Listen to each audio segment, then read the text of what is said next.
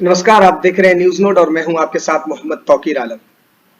पिछले अलग अलग दिनों से हमने भारत के एजुकेशन इंफ्रास्ट्रक्चर और भारत के करंट पॉलिटिकल सिनेरियो को अलग अलग स्तर से अपने पैमाने पर समझने की कोशिश की, लेकिन दुर्भाग्य से हमें भारत के राजनीति का वो साक्षात चेहरा हमारे समक्ष नहीं आ पाया। इसलिए आज हमने कोशिश की कि अपने न्यूज नोट के एक्सक्लूसिव इंटरव्यू में ऐसे मेहमान को आमंत्रित किया जाए जो भारतीय मूल के विदेशों में रहते हो। जी हाँ, आज हमारे साथ एक ऐसे इंटेलेक्चुअल टीचर्स जुड़े हुए हैं जिनका डिस्क्रिप्शन कुछ इस रूप में है। सबसे पहले किंग अब्दुल अजीज यूनिवर्सिटी जद्दाह सऊदी अरेबिया के प्रोफेसर हैं, मीडिया पैनलिस्ट हैं, national media policy foreign policy expert हैं, पॉलिटिकल एनालिस्ट हैं और last but not the least Arab Indo foundation helping hands के चेयरमैन और उसके संस्थापक भी हैं। तो आज हमारे साथ जुड़े हुए हैं सऊदी अरब से आसिफ रमीज दाऊदी सर। सबसे पहले आपका बहुत बहुत स्वागत हमारे चैनल में।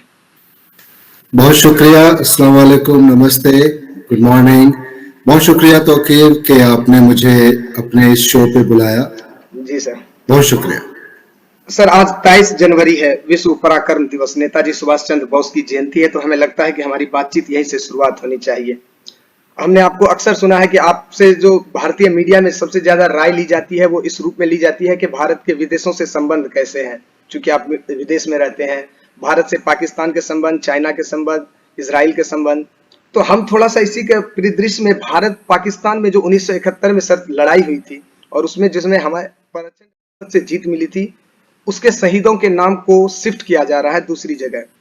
मसलन मैं आपको बताऊं, जो अब इंडिया गेट पे दीप प्रज्वलित होता था अमर जवान के नाम से, अब उसे नेशनल वॉर मेमोरियल हॉल में स्थगित किया जा रहा है, वहां शिफ्ट किया जा रहा है। सर, विश्वगुरु भारत का ये कैसा कदम आपको लगता है? तो सवाल आपका बहुत अच्छा है और सबसे पहले तो मैं उन तमाम शहीदों को नमन करना चाहूंगा और खिराज़े अक़ीदत पेश करना चाहूंगा जो 1971 के वॉर में हो या उसके अलावा किसी भी दूसरे मौके से जिनकी जान इस देश के लिए गई हो। तो उन तमाम शहीदों को मेरी श्रद्धांजलि।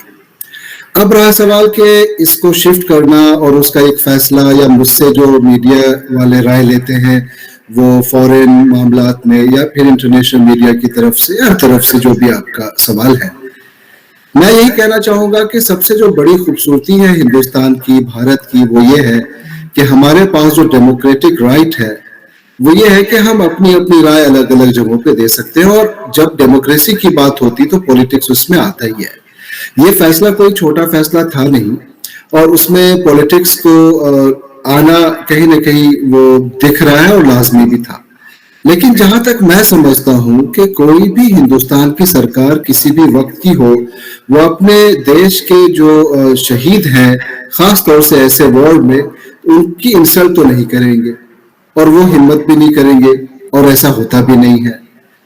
तो इसको अगर इंटेंशन अगर ये देखा जाए तो उसके हिसाब से अगर आप नेशनल वॉर मेमोरियल की बात करते हैं जहां पे हजारों हजार शहीदों का नाम पहले से दर्ज है, अगर उस जगह पे बाकी शहीदों का भी नाम ऐड होता है या उसको वहां पे मर्ज किया जाता है, या और परिवार जो अपने जिन्होंने शहीद क्या कहते हैं अपने लोगों को खोया है देश के लिए, और जब वो वहां जाते हैं या फिर वहां पे अपने उन शहीदों का नाम देखते हैं, तो ये मेरे ख्याल से बहुत अच्छी एक बात होगी। और जब जानते हैं हिंदुस्तान के अंदर जो हमारी आर्मी है या फौज है, जो मिलिट्री फोर्सेस हैं, वो अभी तक और हमेशा सेक्युलर रही है और वो एक डिसिप्लिन कैसे सीखना होता है लाइफ में, वो आप उस प्रॉपर डिपार्टमेंट से सीख सकते हैं, जान सकते हैं। तो उस पर मेरा ख्याल है कि पॉलिटिसाइज करने की कोई खास जरूरत है नहीं। इसको इस नजरिए से देखा जाए कि भाई अगर एक नेशनल वॉर मेमोरियल के अंदर बाकी जो शहीद हैं उनकी शहादत भी शामिल होती है, उनके नाम भी ऐड होते हैं और एक ही जगह से ऐसा कोई सेलिब्रेशन होता है, तो मुझे लगता है कि ज्यादा आसानियां पैदा हो सकती हैं। तो लिहाजा मैं इसके बहुत पॉलिटिकल एस्पेक्ट पे तो नहीं जाना चाहूंगा, लेकिन मुझे ये वेलकम स्टेप लगता है।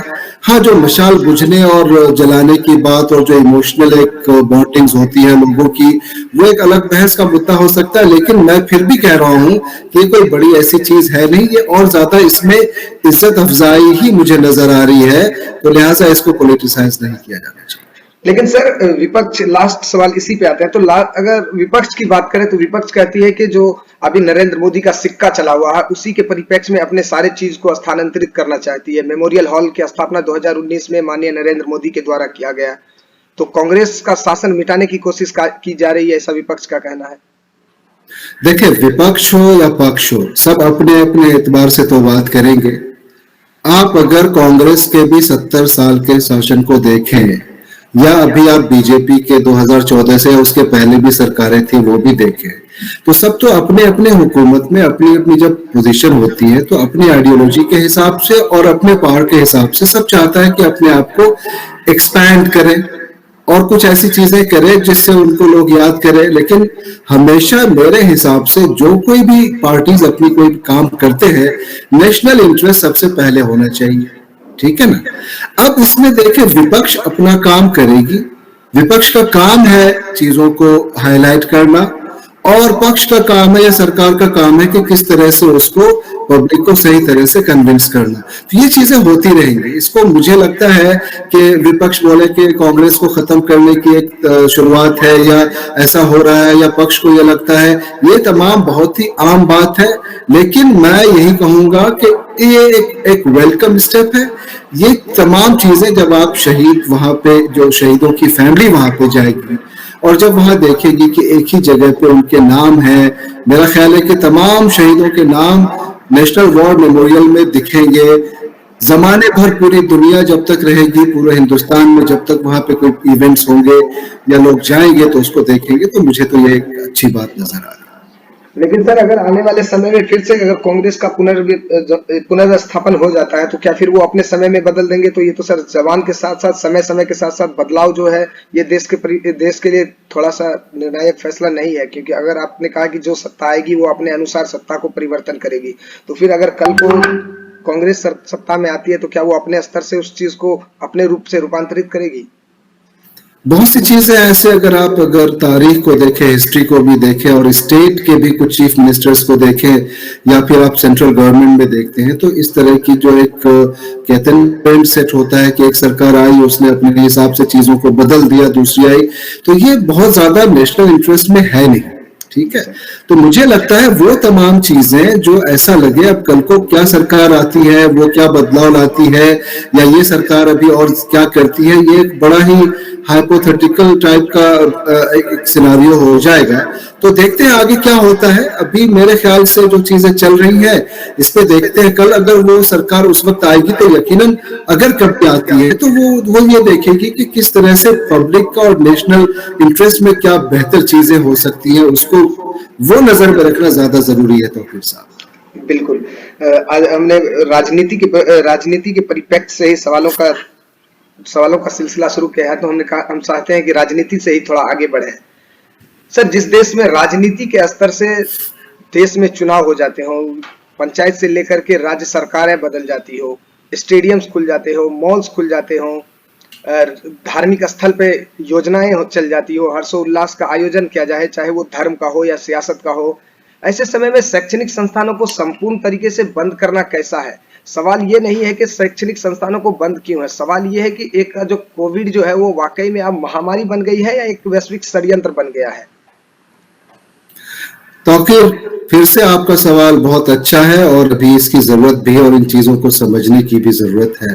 जी सर, क्योंकि अफसोस की बात तो ये है, जी, सबसे बड़ा जो अफसोस का मकाम होता है वो ये है कि हमने देखा, चाहे आप इससे पहले सेकेंड वेव ऑफ कोरोना था तो हमने इंडोर अब हेल्पिंग हैंड्स के जरिए जो चीजें करी वो एक अलग मुद्दा है, लेकिन देखा कि उस वक्त जो बंगाल में इलेक्शन था या उस वक्त जो फेस्टिवल्स होते थे, चाहे रिलीजियस फेस्टिवल्स हों, चाहे आप पर्सनल जो दूसरे सेलिब्रेशंस हों, तो इलेक्शन के दरमियान जिस तरह की रैलियां हुई हैं वो बहुत ही मेरे ख्याल से सही नहीं है।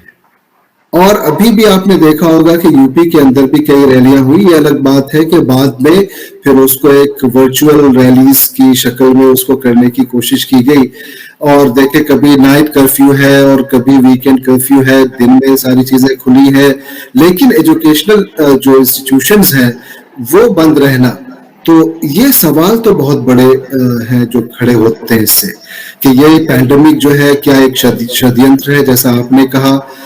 पहले क्या हुआ कि एक बार ऐसा लगा कि तमाम चीजें जो है वो पटरी पे आ गई, अभी 2 महीने पहले की बात, और फिर एक नया ओमिक्रॉन आ गया, फिर नए नए वेरिएंट्स आ जाते हैं, और उसके बाद लोगों में एक हैवत का माहौल होता है, लोग पैनिक की सिचुएशन हो जाती है, फिर तमाम चीजें बंद हो जाती है। और सबसे जो ज्यादा बुरा इसका असर हुआ है तौकीर, वो ये है कि कैसे इन 2 सालों में बिजनेस अपनी जगह पे, ठीक है, इकोनॉमिक फायदे और नुकसान वो अपनी जगह पे, लोग, लेकिन जो यंग जनरेशन है, जैसे अगर मैं बात करूं स्कूल गोइंग चिल्ड्रन या फिर जो +2 के या 10th के बच्चे हैं, जो 2 साल उनका कहीं ना कहीं बर्बाद हुआ, वो स्कूल नहीं जा पाए, स्क्रीन टाइम उनका बढ़ गया, उनकी जो हेल्थ की जो प्रॉब्लम्स हुई वो शुरू हुई, मेंटल और साइकोलॉजिकल प्रॉब्लम्स काफी ज्यादा डेवलप हो गई स्कूल बंद होने की वजह से। लेकिन अफसोस ये हुआ कि बाकी चीजें भी बंद नहीं रही और स्कूल पे ज्यादा असर हुआ। ये एक कहीं ना कहीं अफसोस का मकाम है। लेकिन जहां तक मैं समझता हूं कि कई ऐसे मामला जो पहले दिखे थे वो बहुत जरूरी भी थे स्टेप्स, लॉकडाउन करना भी जरूरी था। मैं सऊदी अरब के अंदर हूँ, सऊदी अरब के अंदर एक ऐसी आइडियल तरीके की मैनेजमेंट रही पैंडेमिक के दरमियान कि कैसे कंट्रोल किया गया, और उसमें स्कूल और कॉलेजेस का बंद होना भी एक बहुत बड़ा हिस्सा था। हाँ, आज ही से यहाँ पे फिर अब स्कूल जो है दोबारा फिजिकल मोड में शुरू हो जाएंगी। मैं यूनिवर्सिटी जाता हूँ तो मैं फिजिकल मोड में क्लासेस ले रहा हूँ, तो अब ऐसे रास्ते खुलने चाहिए कि बहुत हो गया। अब तो देखिए कोरोना और ये जो नजला जुकाम और ये जो प्रॉब्लम्स हैं, ठीक है, कई मामले में सीरियस और एक्सपर्ट्स अपनी अपनी राय देते हैं। हमने खुद कई बार उनकी राय अपने प्लेटफॉर्म पे और टीवी चैनल्स पे भी शेयर की है। लेकिन अब मुझे लगता है कि ये वक्त आ गया है कि उन तमाम रास्तों को खोला जाए कि इसके साथ तो अब लोग जीने की आदत पड़ती जा रही है और उसके साथ जीना ही पड़ेगा। अब यह कि एजुकेशनल इंस्टीट्यूशन पे इसका बहुत ज्यादा असर और नहीं पड़ना चाहिए। सर, अगर एजुकेशन की बात करें तो जो सरकार के डेटा है हमारे पास, स्कूलों की तादाद इस देश में लगभग 24,09,000 है। अगर स्कूल गोइंग छात्र की बात करें तो 25 करोड़ बच्चे इस देश में स्कूल जाते हैं। मगर आप ही का डिबेट एक था अनुराग भदौरिया के साथ, सपा के जो वरिष्ठ प्रवक्ता है, आपके साथ संजय सिंह साहब भी जुड़े हुए थे। आपने चित्रा त्रिपाठी के साथ आपका डिबेट चल रहा था। आपने भी यही बात कही थी कि स्कूल कैसे खुले इस पे बार बार चर्चाएं होती है, लेकिन स्कूल कब खुले इस पे अब चर्चाएं होना बंद हो गई है। तो क्या अब वो समय भारत में आ गया है कि स्कूल को 100 कैपेसिटी के साथ खोल दिया जाए विद कोरोना प्रोटोकॉल्स? देखिए, आपने कई हमारे डिबेट्स का भी हवाला दिया, और आपने अच्छी बात यह है कि आपने वो तमाम डिबेट्स देखी, और एक सही जर्नलिज्म वही है जो पूरी तरह से होमवर्क भी करे और उस पर वर्क करके आए। तो मुझे ये बात बहुत पसंद आई जिस तरह से आपने इस डिबेट की शुरुआत भी करी और जिस तरह से आपने बड़े ही मैच्योर क्वेश्चंस भी रखे। तो मुझे क्या लग रहा है कि अभी ये समय बिल्कुल आ गया है कि अब स्कूल्स को खोलने के लिए सही वक्त मुकर्रर किया जाए। जो भी आपके नॉर्म्स हैं उस हिसाब से करें। अब जैसे आप देखें ना, गाड़ियों के लिए आप ऑड इवन का सिलसिला करते हैं। यहाँ पे जो हमारे स्कूल्स, अभी सऊदी अरब की मैं बात कर रहा हूँ, मेरा बेटा 12th में है, उसके एग्जाम्स पे भी जाहिर एग्जाम की तैयारियां हैं। अभी वो स्कूल जाएगा इसी हफ्ते से, और इससे पहले भी गया। तो एक दिन क्या है कि स्लॉट्स बन गए हैं कि आधे बच्चे आज जाएंगे, आधे कल जाएंगे। जिस मुल्क में जो रूल्स हैं उसके हिसाब से आप तरीके निकालें, लेकिन एजुकेशन को आप इग्नोर नहीं कर सकते। एजुकेशन ही वो हथियार है, एजुकेशन वो वेपन है जो कि आपको बहुत आगे तक लेके जाता है।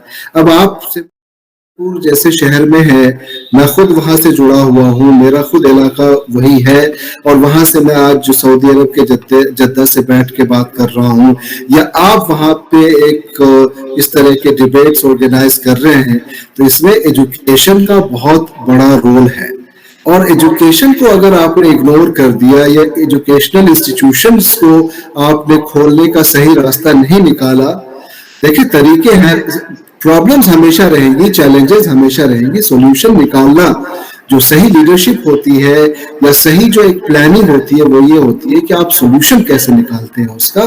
तो ये वक्त आ गया है कि अब आप इसका सॉल्यूशन निकालें और स्कूल्स को खोलने की कोशिश करें। एक तरफ जब आप रैलियां करवा सकते हैं, हालांकि मैं उसको बड़ा डिस्करेज करता हूं कि लोग भीड़ में जाए। मुझे लगता है कि अगर स्कूल्स खुल भी जाते तो कितने पेरेंट्स अपने बच्चों को अभी भेजने के लिए तैयार होंगे, ये एक बड़ा सवाल है। लेकिन धीरे धीरे ही सही, लेकिन जो एजुकेशनल इंस्टीट्यूशंस हैं उस पे पहली प्रायोरिटी अब लाना बहुत जरूरी है। लेकिन सर, सरकार ने सिर्फ एजुकेशन में माइनॉरिटी सेक्शन को अलग नहीं रखा है। अगर दुनिया की सबसे बड़ी राजनीतिक पार्टी भारतीय जनता पार्टी, अगर दुनिया के सबसे बड़े लोकतांत्रिक देश में, ये सौभाग्य है हमारा कि हम लोग दुनिया के सबसे बड़े लोकतांत्रिक देश में रह रहे हैं, वहां भी अगर राजनीति इस स्तर से करे और 80 और 20 की राजनीति को परिप्रेक्ष्य में अपना चुनाव लड़ता हो, तो वो 80 और 20 के मायने क्या रह जाते हैं। आपका डिबेट में संबित पात्रा जी कह रहे थे कि 80% जो है वो सरकार के काम से खुश है, 20% सरकार के काम से खुश नहीं है। तो आपके अनुसार ये 80 और 20 की राजनीति का क्या मतलब है? देखिए, 80 और 20 की राजनीति कोई अगर बिल्कुल लेमैन होगा या जिसको पॉलिटिक्स की या एजुकेशन की भी बहुत ज्यादा समझ नहीं होगी, उसके पास सीधा और सीधा एक ही मतलब जाएगा कि मेजॉरिटी और माइनॉरिटी। ठीक है, और वो भी मेजॉरिटी और माइनॉरिटी में क्या, जो 20% आप कहते हैं, हालांकि 15% के आसपास जो है मुसलमानों की आबादी है हिंदुस्तान में, और अगर आप करोड़ में बात करें तो 20-22 करोड़ या जो भी उसकी आबादी जाती है। लेकिन ये पॉलिटिकल स्टेटमेंट है, ठीक है। पॉलिटिकल पार्टीज स्टेटमेंट्स देती हैं इलेक्शन जीतने के लिए। कभी कभी उसका ध्रुवीकरण होता है, कभी कभी कुछ उससे ज्यादा हीटेड और ज्यादा ऐसे डिबेट्स स्टेटमेंट्स आ जाती हैं जो आपको और हमको और पूरे हिंदुस्तान में, मुझे लगता है कि जो हमारी मेजॉरिटी कम्युनिटी है, जो एक बहुत ही सेंसिबल है और बहुत ही हमेशा उन्होंने वेलकम किया है, वो खुद कंडेम करती है। लेकिन मैं इसको यही समझता हूँ, 80 और 20% की जब बात आती है कि 80% खुश है और 20% खुश नहीं, तो इशारा अगर आप समझें तो वो इशारा सीधा सीधा जाता है कि मुसलमानों की तरफ, माइनॉरिटीज की तरफ। और उसमें जो इलेक्शन और वोट्स को जो एक होता है ना कि कहीं ना कहीं आप उन उसको आप हिंदी में ध्रुवीकरण कह सकते हैं या उस तरह की राजनीति। और इस तरह की देखिए, आप अगर पिछले यूपी इलेक्शन की बात करें, 5-5 स्टेट्स में इलेक्शंस हो रहे हैं, इससे पहले जो इलेक्शंस हुए थे या बंगाल में इलेक्शन हुए या बिहार के अंदर हुए, तो ये इस तरह की स्टेटमेंट्स आती हैं। कभी आपने देखा होगा कि शमशान और कब्रिस्तान की बात आई, कभी आपने देखा होगा कि किस तरह से मतलब आप इन तमाम स्टेटमेंट्स को देख सकते हैं, और ये तमाम एक ही तरफ से भी हमने नहीं देखी है। जो दूसरी भी पॉलिटिकल पार्टीज होती है ना, वो भी बहुत से मौके पे प्रोवोक भी करती है और उनकी तरफ से भी ध्रुवीकरण वाली राजनीति देखने को मिलती है। जो मुझे लगता है कि ऐसे माहौल में बात होनी चाहिए, किस तरह से हम शिक्षा, एजुकेशन की बात करें, किस तरह से हम जो बेसिक और कोर इश्यूज हैं उसकी बात करें, जैसे कि हेल्थ है, एम्प्लॉयमेंट है। इन तमाम चीजों पे बात नहीं होके होता क्या है कि आखिर में पॉलिटिकल पार्टीज इन जनरल, सभी पॉलिटिकल पार्टीज वो कहीं ना कहीं वो 80 और 20 की, और ये छोड़ दें आप 80 और 20, आप अगर यूपी में देखें ना, तो जो with in the Hindu communities में जो जातीय समीकरण होता है उस पर काम हो रहा है। आप दलितों की बात करें, आप पिछड़े वर्ग की बात करें, या ओवरऑल भी आप बात करते हैं, अगर आप ओवरऑल भी 80 और 20 की बात करते हैं, तो वैसे कॉन्टेक्स्ट में भी बात 80 और 20 की नहीं होकर बात होनी चाहिए कि कैसे आप शिक्षा की, स्वास्थ्य की बात करें और एम्प्लॉयमेंट। बिल्कुल सर, अगर हम थोड़ी देर के लिए मान भी लेते हैं कि 80 और 20 का मायने उनकी तरफ से ये कहा जा रहा है कि हमें जनता के काम से खुश है और जनता के काम से नहीं खुश है, ठीक है, इसमें आप बच जाएंगे। लेकिन इसमें आप कैसे बचेंगे, इस हेडरेट्स, इस स्लोगन से आप कैसे बचेंगे कि आजादी के 75 वर्ष बाद भी अगर देश में इस तरह का नारा लगे कि हिंदुस्तान में रहना होगा, जय श्री राम कहना होगा, राम राम चिल्लाएंगे, मुल्ले काटे जाएंगे, जो राम को लाए हैं हम उनको लाएंगे। तो इस तरह से तो एकदम से मानसिकता साफ हो जाती है कि आप राजनीति को किस दृष्टि से देखना चाहते हैं।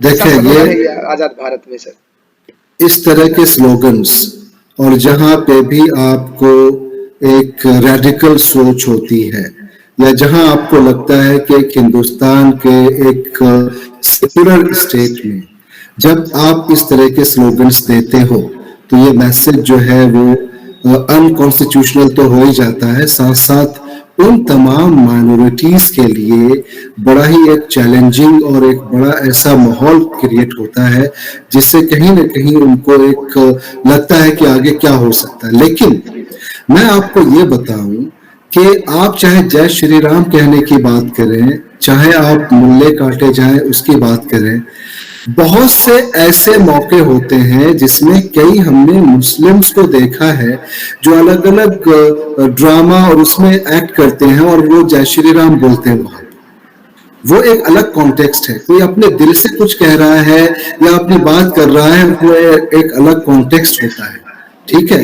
लेकिन अगर आप जबरदस्ती किसी को ये कहते हैं कि आप ये बोलो तभी आपको इस देश में रहने दिया जाएगा, तो ये बिल्कुल ही सही बात नहीं है। एक दूसरी बात जो इसमें तौकीर साहब समझने की है वो ये है कि अभी खुद मैं हिंदुस्तान में था 2 हफ्ते के लिए और हमने पूरी जिंदगी वहां गुजारी है और एक बहुत ही प्राउड इंडियंस हैं। तो आप ये देखें कि ऐसे लोगों की तादाद कितनी है। आप जहां अभी जैसे मैं दिल्ली में था, अगर मैं दूसरी जगहों पर भी जाऊं तो आपको ये समझने की और हमें ये समझने की जरूरत है कि जो 80% आप 80 और 20 की भी बात कर रहे थे, जो मेजोरिटी जो है, जो हमारी हिंदू कम्युनिटी है, हिंदू भाई है, वो आजादी से लेके अब तक अगर उनका सपोर्ट पूरे माइनॉरिटीज के साथ नहीं रहता तो किस तरह की परेशानियां हो सकती थी। तो ऐसा नहीं है कि पूरे जितने भी हमारे मेजोरिटी में लोग हैं या जितने भी हिंदू भाई हैं वो तमाम ऐसी सोच रखते हैं या वो तमाम लोग ये चाहते हैं कि नहीं आप यही स्लोगन बोलेंगे तभी होगा। लेकिन जितने लोग हैं, जितना ये माहौल खराब करने की कोशिश कर रहे हैं, उनके साथ हिंदुस्तान के अंदर एक कानून है, कॉन्स्टिट्यूशन है, रूल ऑफ लॉ है, उसके हिसाब से कानून को अपना क्या कहते हैं, जो भी इसकी राजनीति करते हैं या आप 80 और 20 की बात करते हैं, तो ठीक उसी तरह से आपको उसमें ये देखने की जरूरत है कि जो लोग इस तरह के स्लोगन्स दे रहे हैं क्या वो पूरे 80% है? बिल्कुल नहीं। जो मेजोरिटी है ना हिंदू कम्युनिटी, हिंदू भाई, उनका हमारे साथ जो एक गंगा जमनी तहजीब में हमने जो उनकी मोहब्बत देखी है, हमने जो उनका प्यार देखा है, वो भी बहुत काबिले तारीफ है। तो वो लोग जो इस तरह के माहौल को बनाने की कोशिश करते हैं या चाहे किसी पॉलिटिकल फायदे से या किसी दूसरी वजह से, तो आप देखें कि उनको पूरी मेजोरिटी का सपोर्ट नहीं है। मेरे जानकारी में ऐसे बहुत बहुत सारे हिंदू भाई बहन हैं जो इन चीजों को खुद कंडेम करते हैं। आखिर आपको ये समझने की जरूरत है कि क्या ये चीज हर मोहल्ले, हर गली, हर शहर, हर स्टेट में है क्या?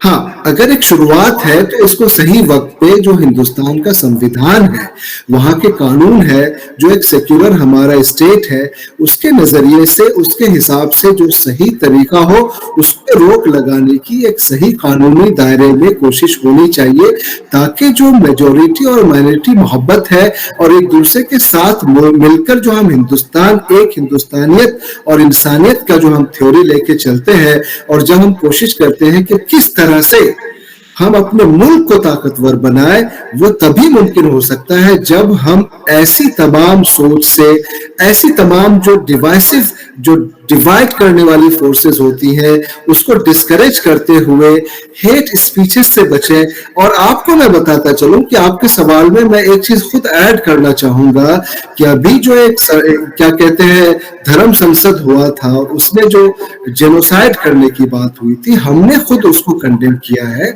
और सिर्फ मैंने नहीं, बड़े बड़े हिंदू इंटेलेक्चुअल्स ने और जर्नलिस्ट ने और मीडिया हाउसेस ने उसको कंडेम किया है।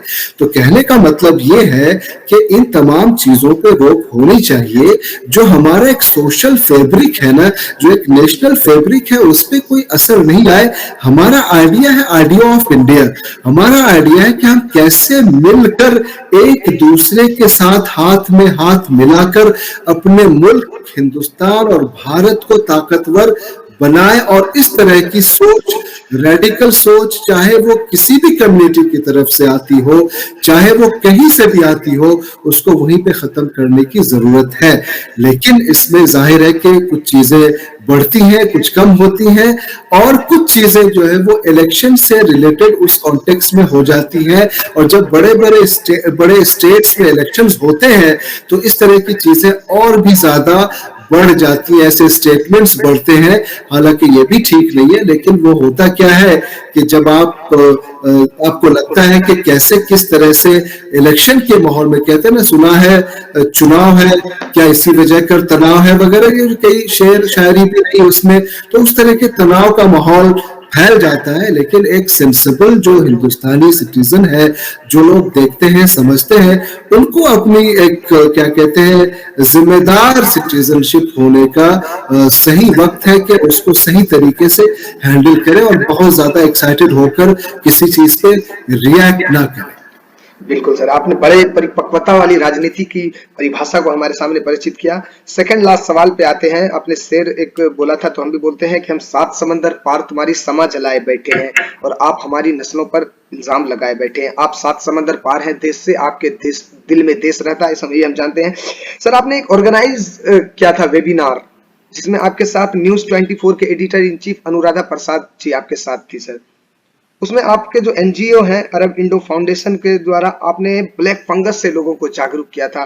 आपने ये भी कहा था कि मीडिया की एक बड़ी लिस्ट है जो आपके कदमों से कदम मिलाने की कोशिश कर रही है। बड़ी तादाद है मीडिया की।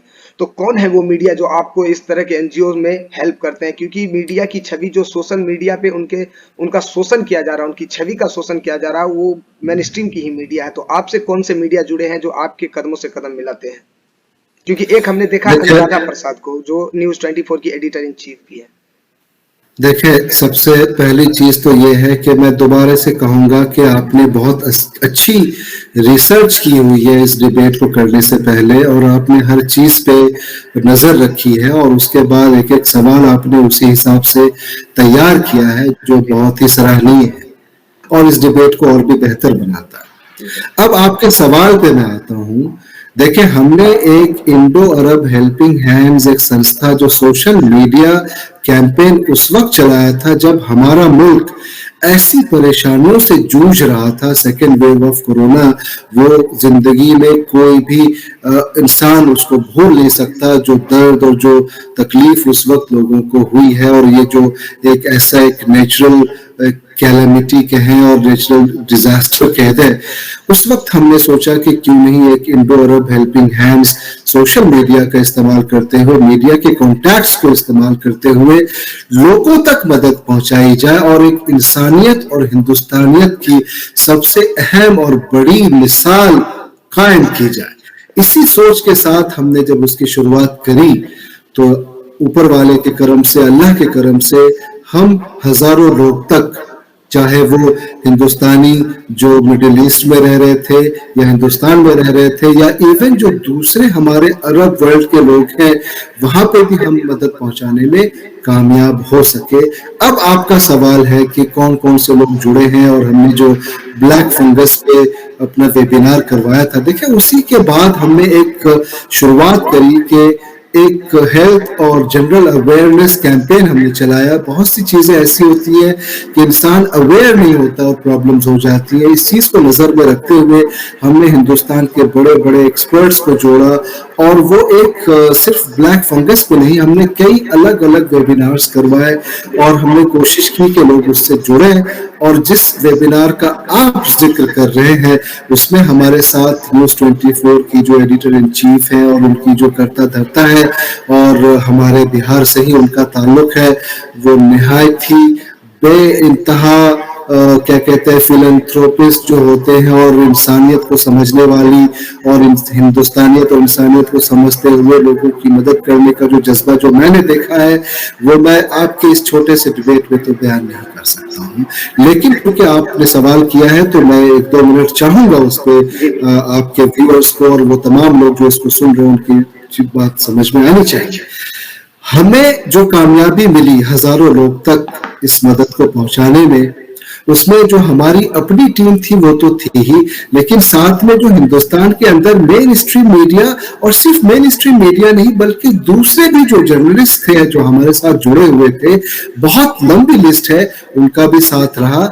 लेकिन अगर मैं सबका नाम लेता चलूं तो बहुत वक्त होगा, फिर भी मैं कुछ नाम जरूर चाहूंगा कि लोगों तक आए, लोगों को पता चले।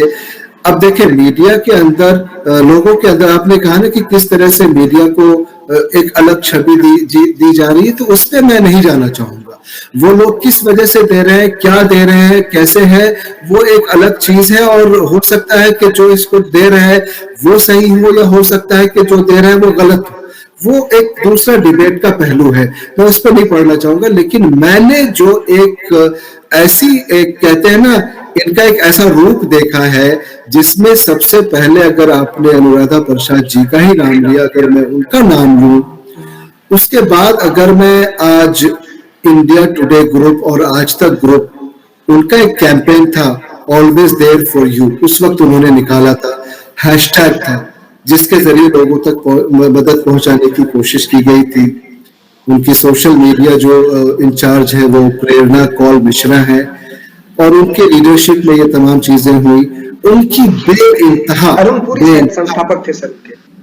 जी जी, उनकी बेइंतहा मदद मिली मिनटों में हमारे तमाम, और ये तमाम चीजें एविडेंट है। आप ट्विटर पे जाए, सोशल मीडिया पे जाए, हमारे पेज पे जाए, और आप उस जमाने की चीजें और आज भी देखें तो आपको वो तमाम चीजें दिख जाएंगी कि मैं जो बोल रहा हूं वो ऐसी चीज नहीं है। उस वक्त हमें लगा कि ऐसा अगर हिंदुस्तान है, उस वक्त किसी ने ये नहीं देखा कि कौन हिंदू है, कौन मुस्लिम है, कौन क्रिश्चियन है, कौन सिख है। उस वक्त जो ये नहीं देखा कि किसकी क्या आइडियोलॉजी है, कौन क्या सोच रखता है, कौन भाजपा है, कौन कांग्रेस है, कौन सपा है और कौन राजद है, कुछ नहीं। उस वक्त अगर हमें इंसान के दिल में एक चीज थी तो वो हिंदुस्तानियत और इंसानियत। तो मैं आपको नाम गिनाता जा रहा था, उसी के लिस्ट में अगर मैं आपको बताऊं तो द हिंदू में एक हमारी बड़ी सीनियर जर्नलिस्ट है निस्तुला हैपर, ठीक है, उनका बेइंतहा शुक्रगुजार हो, उनका बहुत बड़ा सपोर्ट रहा। उसी तरह से आप अगर देखें तो हमारे एबीपी न्यूज में है रूबिका लियाकत ने, आप तमाम ट्वीट्स को देखें और इतना ज्यादा इन लोगों ने हमें सपोर्ट किया है कि मैं आपको बयान नहीं कर सकता हूँ। एबीपी न्यूज में ये संजय ब्राक्टा है, आपके इंडिया टुडे में आप देखें तो आपको संजय शर्मा है। उसी तरह से आप अगर बढ़ते चले जाएं तो जितने भी न्यूज चैनल्स हैं उसमें आप अगर हमारे जो फॉरेन अफेयर्स एक्सपर्ट्स और जर्नलिस्ट में आप चाहे सुहासिनी हैदर की बात कर ले, आप चाहे राजदीप सरदेसाई की बात कर ले, आप चाहे गीता मोहन की बात कर ले, आप चाहे वो सबीर अब्बास है उनकी बात कर ले। अभी सारे नाम मुझे अचानक से क्या कहते हैं याद कर समझना बड़ा मुश्किल है, लेकिन आपको मैं अगर ऐसे समझाऊं कि जितने भी मीडिया हाउसेस हैं, जितने भी वहां पे चैनल्स चलते हैं, उन्होंने उस वक्त जो एक यूनिटी का और उस वक्त जो उन्होंने सपोर्ट दिया, और सिर्फ मीडिया हाउसेस नहीं, कई ऐसे सोशल वर्कर भी, उसमें से एक हमारे इंटरनेशनल गोल्फ के जो है ना junior world champion Arjun Bhati एक लड़का है, उसने जो है बहुत ज्यादा उसको आगे बढ़ चढ़ कर सपोर्ट किया। बिहार में आप एक बंदा है अरुणेश जो कि आपको ब्लड सेवा का वो करता है, पूरा एक उसने एक कैंपेन चलाया हुआ है, वो हमें उसने बहुत सपोर्ट किया। हमारी जो अपनी टीम यहाँ पे थी वो तो अपनी टीम थी ही, बल्कि आपके सोनिया सिंह है, आपको एनडीटीवी से आप ट्वीट्स देखेंगे तो आपको अंदाजा लगेगा। जैसे जैसे मुझे नाम याद आते जा रहे हैं मैं उन तमाम नाम को लेता जा रहा हूँ, लेकिन ये लिस्ट बहुत ज्यादा लंबी है। साक्षी जोशी थी और ये तमाम लोग जो है, इन लोगों ने उस वक्त जो का, और उसमें जो सबसे अहम चीज ये थी ना, मैं आपको दोबारा बताऊं, उस वक्त ये हमें नहीं लगा कि कोई राइट, कोई लेफ्ट, कोई सेंटर, कोई बैक और कोई आइडियोलॉजी, कोई, उस वक्त सिर्फ और सिर्फ एक हिंदुस्तान दिख रहा था। और उस वक्त जो है हमारे हिंदू भाइयों ने मुसलमान पेशेंट्स की मदद करवाई, मुसलमान भाइयों ने सिख, क्रिश्चियन, हिंदू और सब, ये जो एक गुलदस्ता दिखा, मुझे इतनी खुशी हुई इस चीज को करते हुए, और उसमें जो हमें लोगों की मदद मिली है वो मैं बयान नहीं कर सकता हूँ। और ये चलिए बिल्कुल। तमाम चीजें आप ट्विटर पे और तमाम चीजों पे जाके देख सकते हैं। बहुत से नाम ऐसे हैं जो मैं नहीं ले पाया, चूंकि वो बिल्कुल हीट ऑफ डिस्कशन, अब सारे नाम याद आना मुश्किल है। अचानक से आपका ये सवाल आ गया, लेकिन कभी दोबारा मौका मिला तो मैं चाहूंगा उन तमाम नाम को, उन तमाम लोग जिन्होंने ये तमाम चीजें की है। चलिए सर, इसके साथ साथ अब आखिरी सवाल पे आते हैं, क्योंकि इंटरव्यू काफी लंबा हो चुका, आपने हर चीज को अच्छे से रखा। सर, अगर आप ही के डिबेट का प्रसिद्ध सिर्फ शीर्षकों को उठाया जाए जिसमें आप सरकार का संरक्षण करते हुए नजर आते हैं, अच्छी चीज लगी हमें कि सरकार के संरक्षण में आपने कहा। Modi regional and international politics पे आपने डिबेट की। सुरक्षा कम सियासत ज्यादा प्रधानमंत्री के साथ जो हुआ था उस पर आपने डिबेट की। सत्ता की सोशल इंजीनियरिंग आपने डिबेट की, बहुत उस पर भी आपने अच्छा चीज रखा। हाल ही में रिपोर्ट आई है कि नरेंद्र मोदी एक बार फिर दुनिया के सबसे चहेते लोकप्रिय नेता बन गए हैं। आपने मीडिया की भी थोड़ी बहुत पढ़ाई की है, जिसका मतलब बिल्कुल होता है कि सत्ता का अस्थायी विपक्ष। मगर फोरेंसिक की रिपोर्ट को बात करें तो प्रधानमंत्री के अभी तक के कार्यकाल को जो विदेशों में देखा गया है वो कुछ इस तरह से देखा गया है, जैसे प्रधानमंत्री कार्यालय में विश्वसनीयता बहाल हुई है, विदेशों में भारत को सम्मान मिला है, दुनिया में बसे सभी भारतीय गौरव का अनुभव कर रहे हैं, बिल्कुल आप ही बसे हुए हैं दूसरी जगह, भारत केंद्र बिंदु बना है, सीमाएं पहले से अधिक सुरक्षित हैं, सेना और अर्धसैनिक बलों का मनोबल ऊंचा हुआ है, भ्रष्टाचार मुक्त व सुशासन युक्त शासन की नींव रख दी गई है, आर्थिक प्रगति की रफ्तार पकड़ ली है। मतलब एक लंबी फहरिस्त है इसकी भी, मगर फिर भी विपक्ष 10 में से 0 नंबर दे रही है। आज के इंटरव्यू का आखिरी सवाल संक्षेप में। देखिए, मैं दोबारा से आपसे यही कहना चाहूंगा कि पक्ष और विपक्ष, इनका काम ही यही होता है कि वो अपने अपने जिस वक्त जिस पोजीशन में है उसके हिसाब से वो अपने व्यूज रखते हैं। ठीक है, अब आपने हमारे कुछ डिबेट्स को रेफर किया और मैं आपको बताऊं कि मैं जिस मुल्क में हूं, पहली चीज तो एक फख्र है कि हिंदुस्तानी हूं। 2 डिकेड से ज्यादा मैं इस रीजन में रहता हूं और हमने जो यहाँ से चीजों को देखा है, वो तमाम चीजें जो कंडेम करने वाली हैं वो हम हमेशा कंडेम करते और करना चाहिए। जैसा कि अभी हमने आपको हेट स्पीचेस की बात करी या वो नफरत फैलाने की वो तमाम ताकतें जिनको रोकने की बात होनी चाहिए। लेकिन हमारा बहुत ही सिंपल सी एक थ्योरी है जिसमें ये है कि हम 2 चीज पे बात करेंगे और हमेशा करेंगे, वो ये है कि हिंदुस्तानियत और इंसानियत।